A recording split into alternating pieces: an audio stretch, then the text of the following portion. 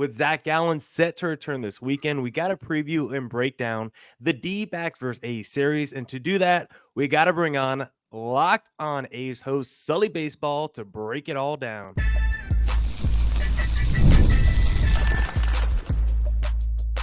You are Locked On Diamondbacks, your daily Arizona Diamondbacks podcast, part of the Locked On Podcast Network, your team every day.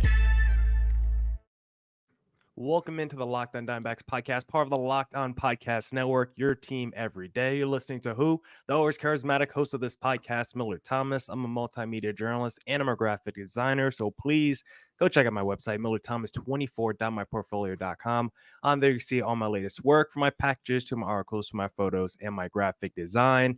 Today's episode is brought to you by Booking.com. Booking.yeah. The right stay can make you a fan of any city, even your rivals. Check out Booking.com for your stay today. And to break down the D-backs versus A's this weekend, we got a man who you've seen on the podcast a bunch, but he's wearing a different hat today. We got on Locked On A's host, Sully Baseball. How you doing today, sir? I'm all right. Yeah, you're having trouble with that Locked On A's, Locked On Haze today. The A's are certainly in a green haze right now. This has been, this has been a tough month and a half for the A's, and I got to say it like that because fans of the Locked On A's show will know that I was there for the May 4th game between Miami and Oakland, and I was there for the 3-hour rain delay at the beginning. And then I was there for when the game actually happened, and the A's absolutely filleted the fish and got to 500. They had a 500 record on the 4th of May, and they were playing the Marlins the next day. I thought they could go above 500, and it's not April. And since then, it has been nothing but an absolute Wile E. Coyote type disaster for the A's.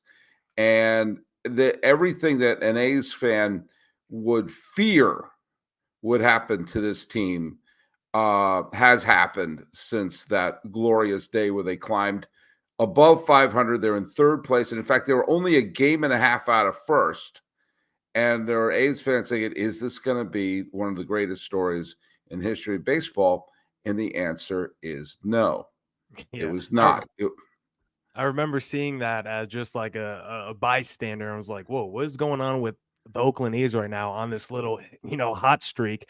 And since then, it hasn't gone the A's way, as you've mentioned. What are the vibes right now? Because you see a lot of footage from those A's games, and there's not a ton of fans there. There's been some weird stuff with the Vegas, mayor or whatever, who is the person down there talking about the city plans. Like, what is the vibe right now just with the Oakland A's fan base? Well, yeah, I mean, the fact that they're playing sub 250 ball since then. Mm-hmm. I mean, that's losing more than 1 out of every 4 games, winning fewer than 1 out of every 4 games. I mean, it's sad. I mean, there's no getting around it. It's sad. The Oakland ownership has been grotesque. I know they weren't dealt the best hand in terms of the stadium, in terms of some other factors with the team, but the fact of the matter is that their payroll keeps going down.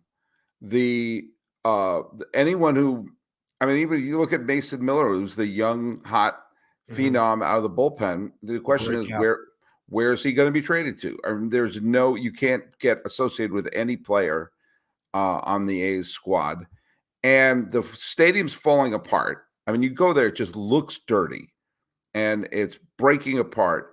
And people say, well, there's such small crowds there. I say, with all that considered, it's amazing 7,000 show up. Mm-hmm. And the fans who do show up do love their team. They live and die by the A's, and they love every one of the players. But it has been such a middle finger in their face since then. And the fact that they've been, trying to say, well, see, you're not supporting us, as we don't spend money on the team. We don't spend money in the ballpark. We make no attempt to keep a team together, even when they're good, because in the last, 15, 20 years, they've been good more often than they've not been. And yet, they've made the playoffs in 12, 13, 14, 18, 19, and 20.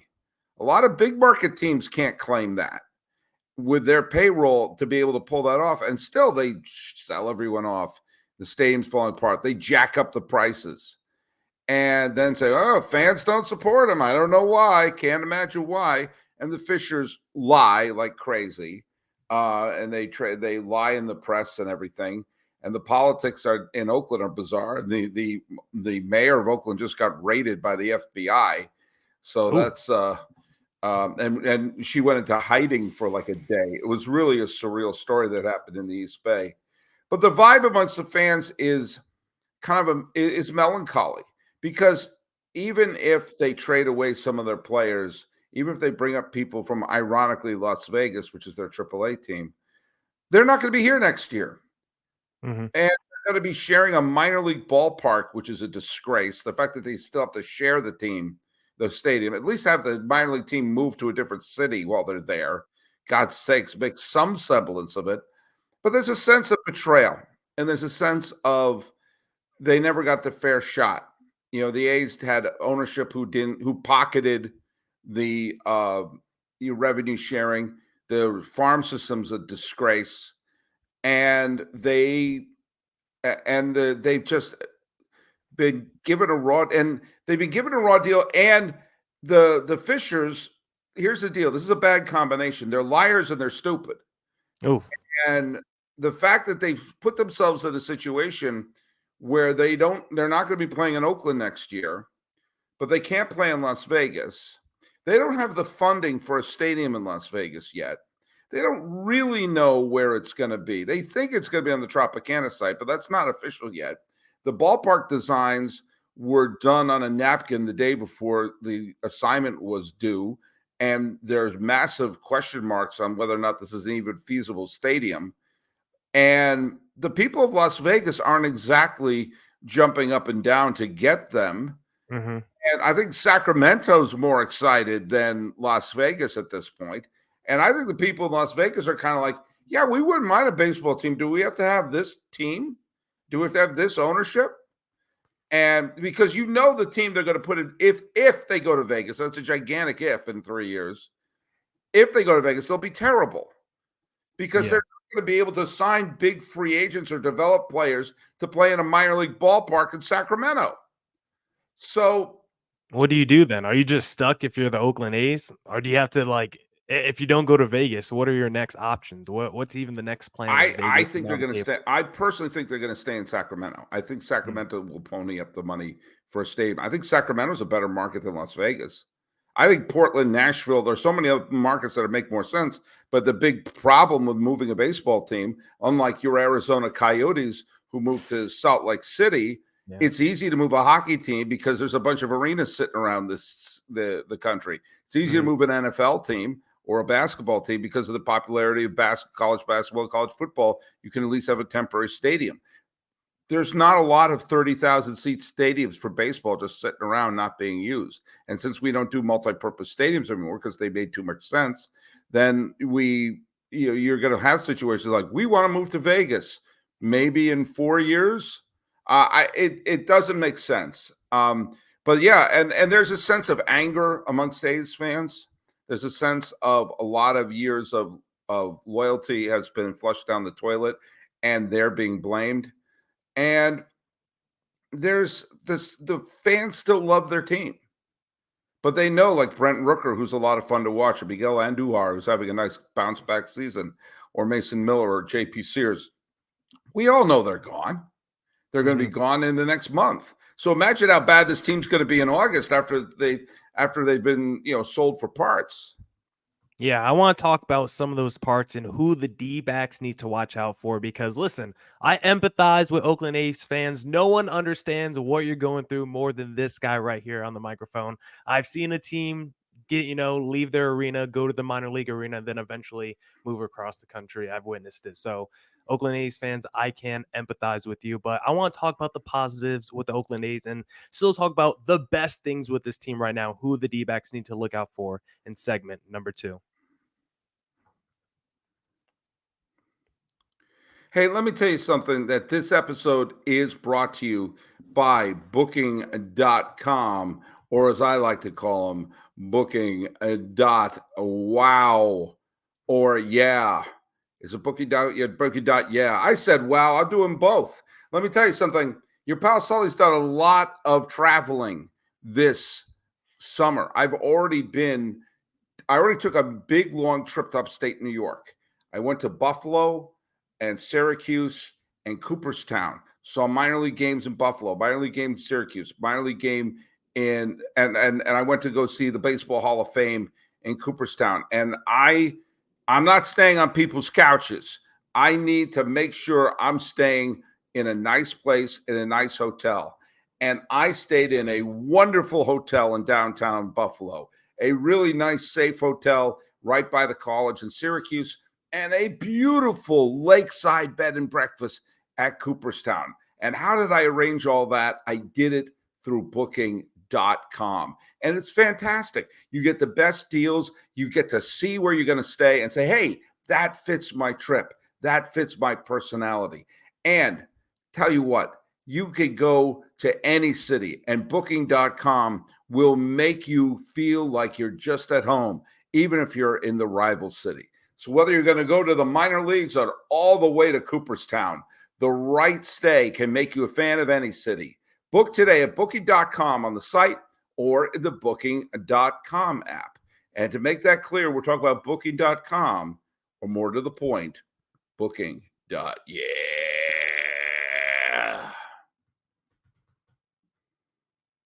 And also, I want to talk to you guys about my favorite sports app that I used to bet. It's called FanDuel because I love sports. I love them so much. I never want them to stop. As the playoffs wind down, we get fewer games and the sports aren't sporting like I want them to. But FanDuel lets me keep the sports going whenever I want. All I have to do is open the app and dream up bets anytime I'm in the mood. And this summer, FanDuel is hooking up all customers with a boost or a bonus daily. That's right. There's something for everyone every single day, all summer long. So head over to fanduel.com/lockedon and start making the most of your summer. FanDuel, official sports betting partner of Major League Baseball. All right, back here on the Locked On Diamondbacks podcast with our good friend Sully Baseball of the Locked On A's. And Sully, we talked a little bit about, some of those trade deadline candidates, but when you have to talk about the positives of this A's team, who should the D-backs be on the lookout for? Is there a hitter in the lineup? Is there a rotation guy? Is it someone in the bullpen? I know you've touched on Mason Miller. What are the bright spots on this Oakland A's team, if you can find any? Miguel Andujar, who they picked up through waivers, is having a nice bounce back year. He's no longer in the infield. He's the left fielder for the A's. And he's made a couple of decent defensive plays out there. But in about a month of play, he is batting 328. His OPS is in the high 700s, and he's been one of the more productive hitters. JJ Bleday is a doubles machine. He is someone who will get a bunch of big hits at the right time. Brent Rooker, who was the A's lone representative on the All-Star team last year, would probably be considered this year as their lone representative if it wasn't for Mason Miller's a lock to be on the All-Star team as the A's representative. But Rooker's had some big hits for the A's, as has Shea Langoliers, who you take a quick peek at his stats. Well, he's batting 197. His OPS is under 700. But he has 14 homers, and he hits his homers in bunches. He had a 3-homer game against Texas near the beginning of the year. Those are really. The A's can hit homers. That's one of the things about the A's. The A's can hit a pile of solo homers. It's hitting them when there's people on and getting any runs besides the home run. That's been a bit of the bugaboo for the A's. So if they can bugaboo. Or for Sid and Marty Krofft fans, that's a bit of the bugaloo. That's for Gen X fans there.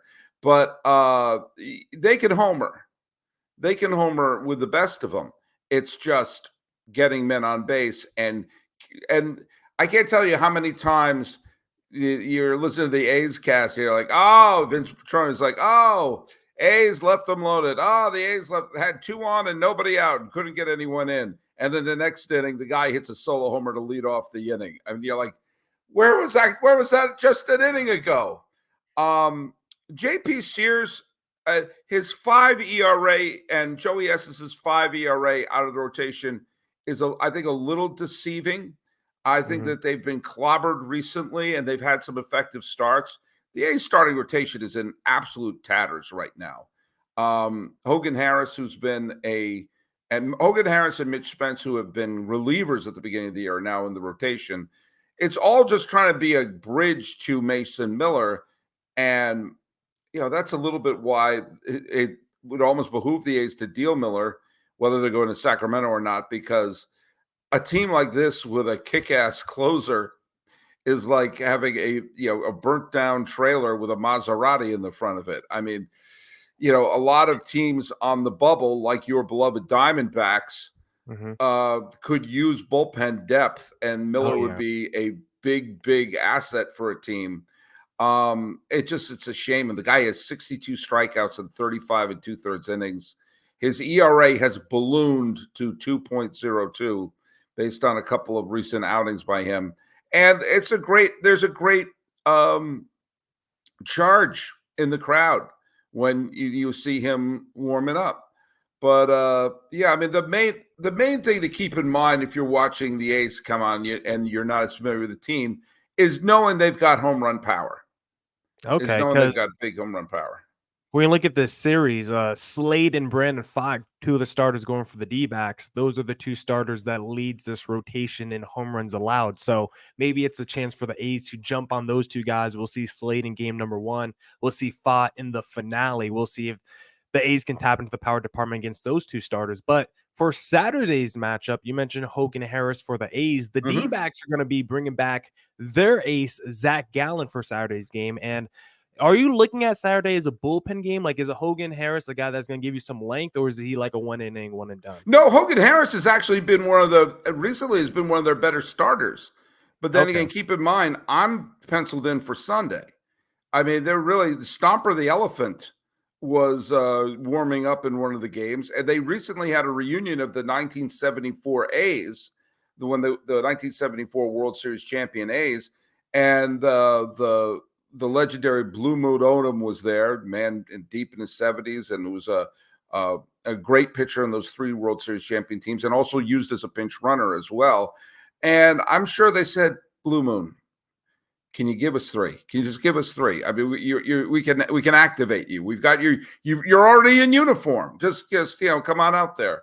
Hey, I got a question for you though, Okay. because the D-backs bullpen has been pretty good so far this Hmm. first half of the season, and you've been getting really good production out of Marte, but you've had a couple of the defending National League champs have had a couple of chumps on their squad. Yeah. Jordan Montgomery was supposed to be one of the big pickups, and he's been. I mean, he Bad. destroyed his what is that called? The pitch com thing. He destroyed Yeah. that the other day. Rest in peace. Thoughts and prayers to the pitch com. But what's going on with Montgomery and with Suarez, for that matter? Eugenio Suarez makes you wonder if Evan Longoria is still around.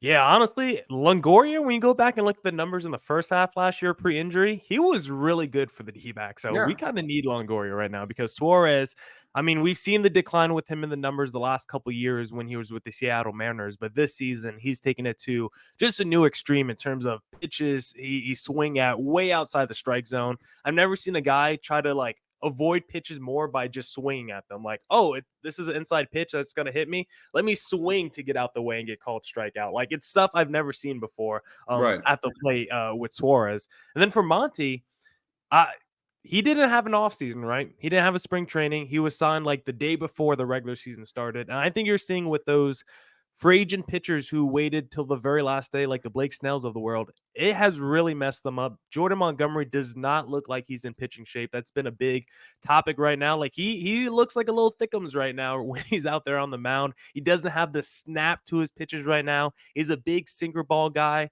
That's been his go-to pitch the last few years, and right now it is getting hammered when you look at the Statcast numbers. So for Suarez, I think it just overall declined, and then for Monty, I want to blame more of the fact that he didn't have an offseason regimen or program at all, and that's a big reason why we've seen him struggle and some of the other free agent pitchers struggle so far in 2024. All right, when we come back, we're going to talk about, or we're going to preview this series, and I'm going to figure out what the D backs have to do to defend their National League title. But hey, if you're planning on buying any tickets for a D-backs versus A's game or series or whatever concert, whatever you want to see, the best place to do that is, of course, Game Time, because Game Time is the best place for last minute deals. Save up to 60% off buying last minute for sports, concerts, comedy theater, and more. Flash deals save you even more with exclusive in-app deals on select seats ahead of the game or event.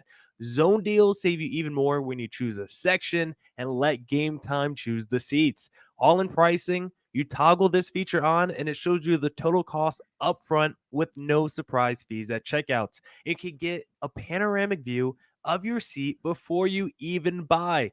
Game Time is the best ticketing app, and it is my go-to ticketing app. Take the guesswork out of buying MLB tickets with Game Time. Download the Game Time app, create an account, and use code LOCKEDONMLB for $20 off your first purchase. Terms apply. Again, create an account and redeem code LOCKEDONMLB for $20 off. Download Game Time. Download Game Time today. Last minute tickets, lowest price, guaranteed.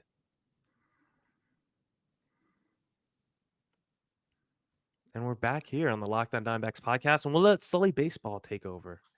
Well, yeah, I mean, the D-backs, according to baseballreference.com, and I had to double check this because I wasn't sure if this was accurate or not, but played in the World Series last year.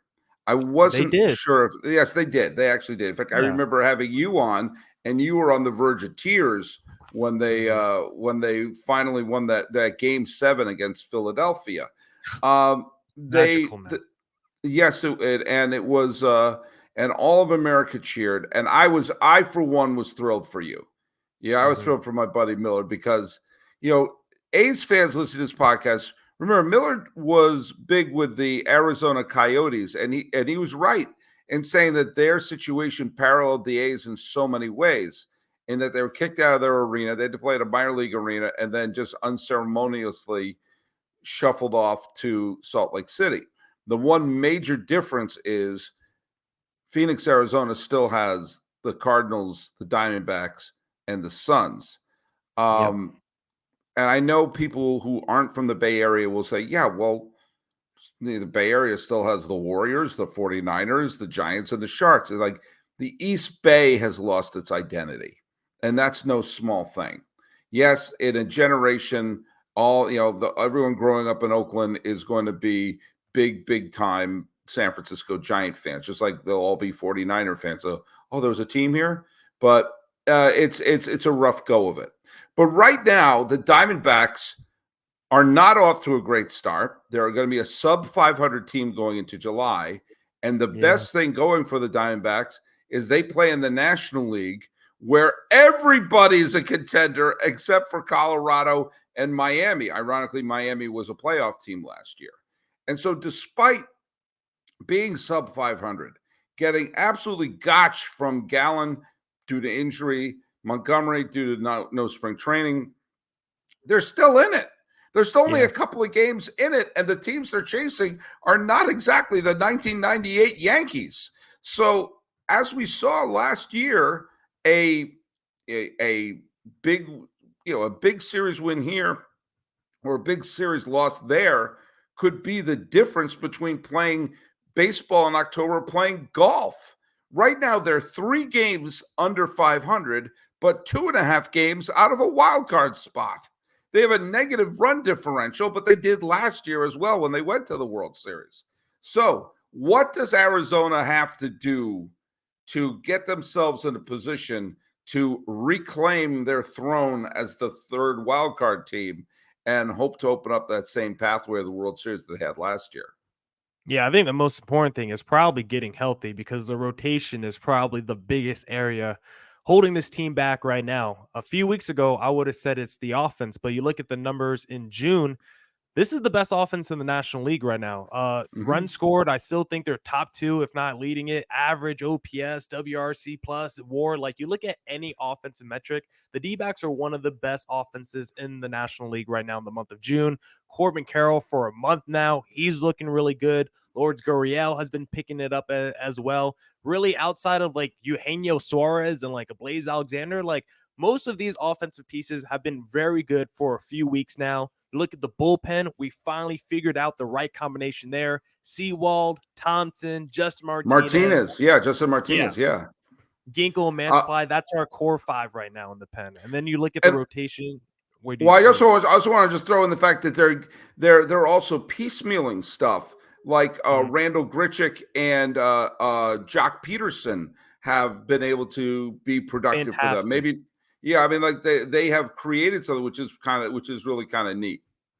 No, yeah, those 2 to be the full-time DH, I mean, the D-backs DH is one of the best positions in Major League Baseball with what Jock Peterson has been able to do against righties where he looks like a superstar when he's in the game, and then Randall Grichuk has also been phenomenal. Like, the D-backs DH position has been a superstar for them this year. Great signings by Mike Hazen.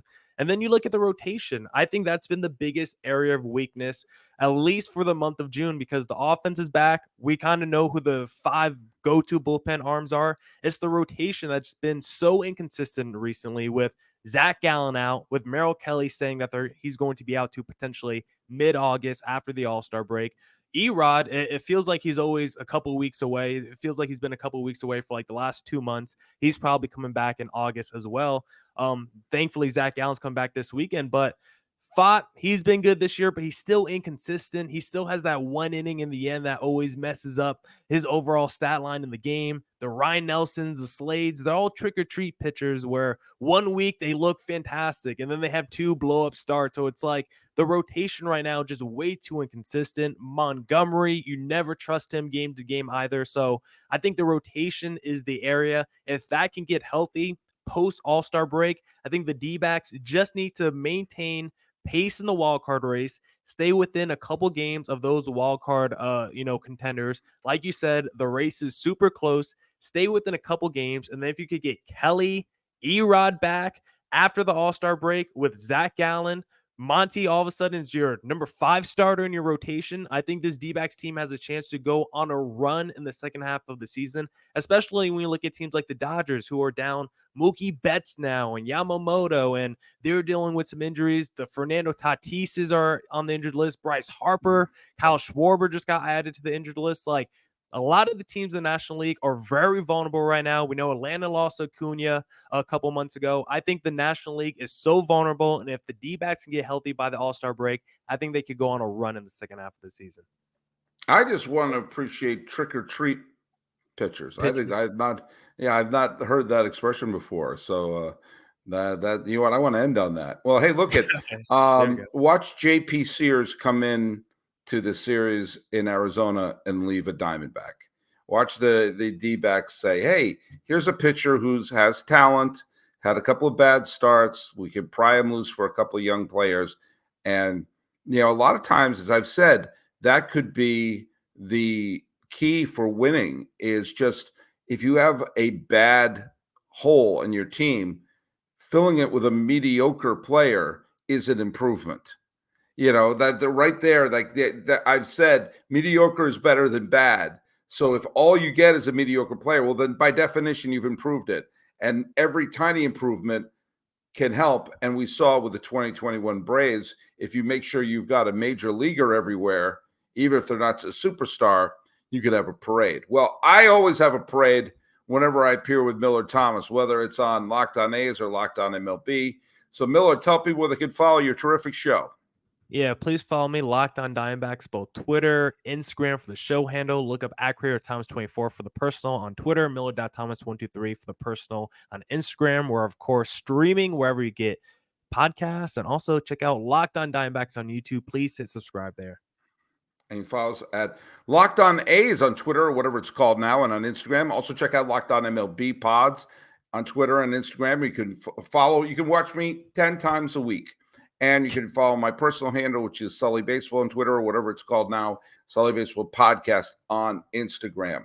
talking A's, talking Diamondbacks, and taking over the podcast. This has been a Locked On Diamondbacks, Locked On A's true crossover. He's Miller Thomas. I'm Paul Francis Sullivan. You call me Sully. Let's fist pump right now. Fist pump and